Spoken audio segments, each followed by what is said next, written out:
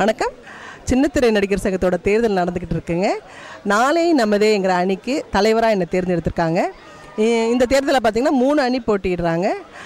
நாங்கள் எங்களோட அறிக்கையில் என்னென்ன சொல்லியிருக்கோமோ அது எல்லாமே செஞ்சு கையில் நாங்கள் பேப்பர்ஸ் எல்லாம் அத்தாட்சியோடய வச்சுருக்கோங்க. நிச்சயமாக எங்கள் டீம் ஜெயிச்சதுன்னா நாங்கள் எல்லாருமே என்ன சொன்னோமோ அதெல்லாம் செய்ய போகிறோம். முதல்ல பார்த்திங்கன்னா எங்களோட அறிக்கையில் நிறைய இந்த டப்பிங் சீரியல்ஸ் இப்போ நிறைய வர ஆரம்பிச்சிருச்சு. அதனால் எங்களோட கலைஞர்களுக்கு யாருக்குமே வேலை கிடைக்க மாட்டேங்குது.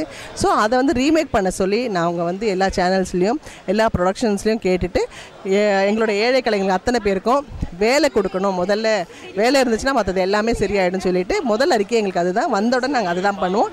இது எல்லாமே எங்களோட டீம் ஜெயிச்சா மட்டும்தாங்க. நன்றி, வணக்கம். ஜன்னல் மேகசின் நேயர்களுக்கு வணக்கம். இன்றைக்கி சின்னத்திரை எலெக்ஷன் நடந்துகிட்ருக்கு. ரொம்ப பரபரப்பாக இருக்குது. எல்லோரும் இப்போ கேன்வாசிங் பண்ணிகிட்ருக்கோம். ஈவினிங் ரிசல்ட் தெரியும். 3 அணிகள் நிற்கிது. நளினி அம்மா அணி 1, சிவன் ஸ்ரீனிவாஸ் அணி 1, ராஜேந்திரன் சார் அணி 1.